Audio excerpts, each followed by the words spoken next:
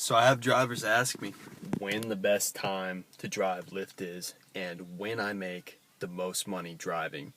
And I'm going to tell you in this video.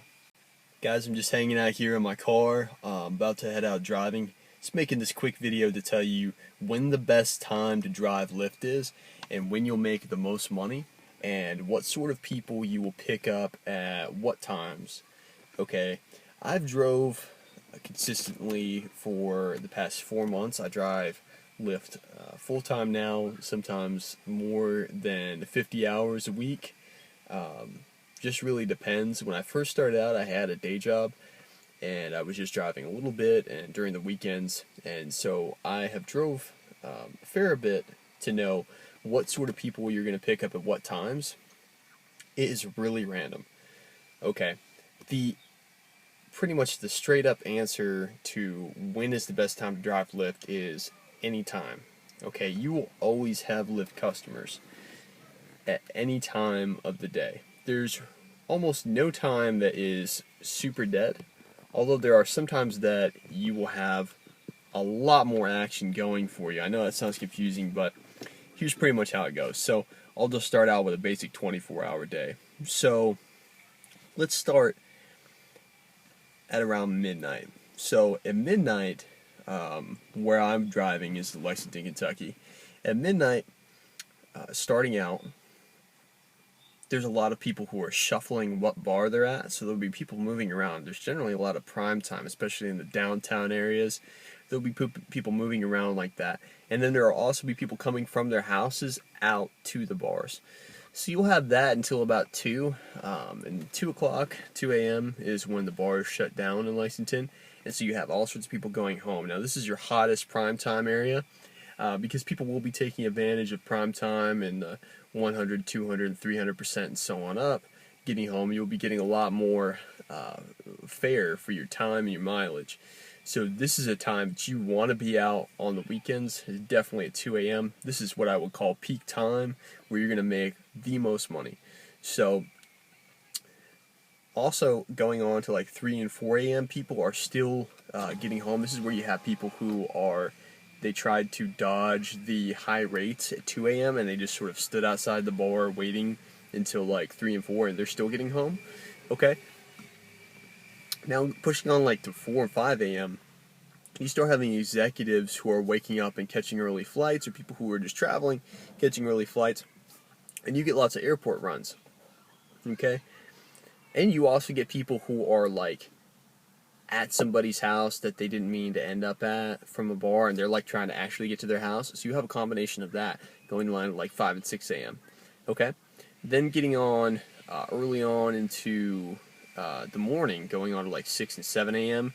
This is like rush hour. This is when people are trying to get to work, because a lot of people use Lyft as their primary mode of transportation. So you'll be picking up people and taking them to work, and you'll also be catching some strays from the night before. In Lexington, pretty much every day of the week, you never know, a Tuesday night, a Wednesday night, and this is probably applicable to any big city. There's going to be people partying that night before. There's going to be prime time when the bars drop, and there's going to be people going to work. So this is consistently something that you can have if you drive from midnight to about 7 or 8 a.m. That will be an 8-hour driving shift. Okay? And let me just say, with Lyft, you do not have shifts. You don't have to drive at a specific amount of time. You don't have to tell Lyft when you're driving and when you're not driving. You just turn on and off the app and drive as you want to. Okay, so going on to like 8 and 9 a.m., you'll still have some people, although you might have a little bit of cool down here. People are still getting to work. And then as you get closer to noon, you'll have people doing this or that, doctor's appointments. One time I picked up an elderly lady who she had a walker, and I helped get the walker in the car, and then she went to go meet a personal trainer where she was doing aerobic workouts.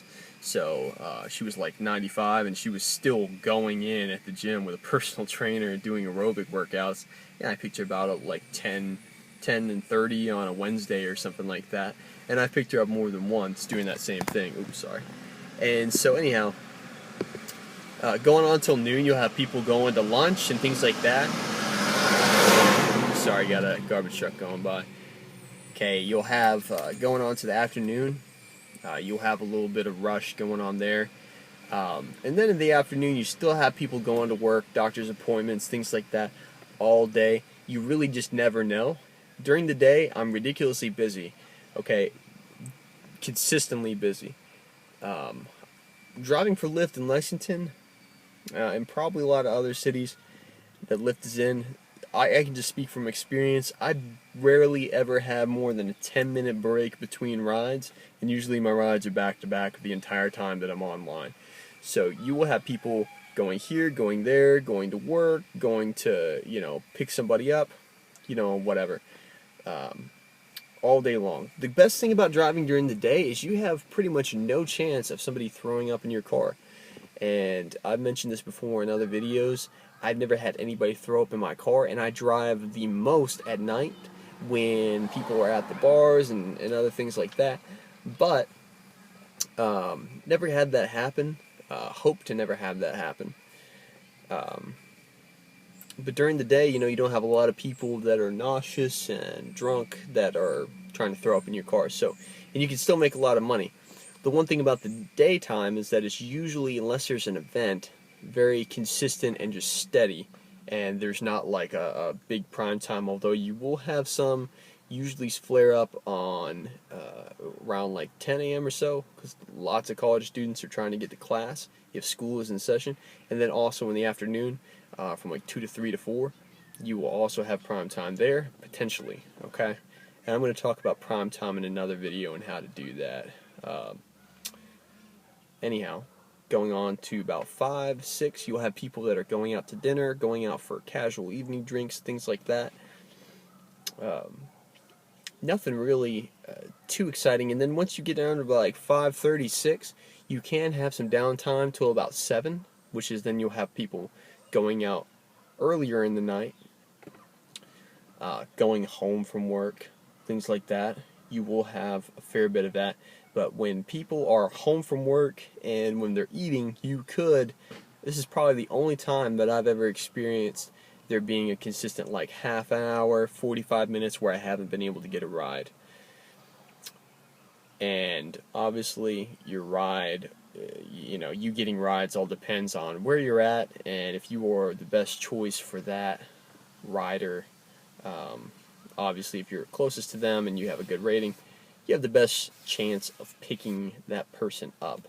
But you never know where these are going to come from until you start driving for a little bit. Wherever you are in your region, you'll start to get a feel for where things get busy and what location.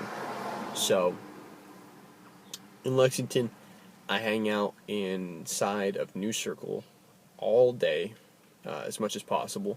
But also in the Tates Creek area, Richmond Road area is very busy, and you can get pulled outside to go south Tates Creek, South Richmond Road, fairly commonly. But the good thing about driving out there is you always have to drive those people back in because they're not going, they're coming into the city at that point in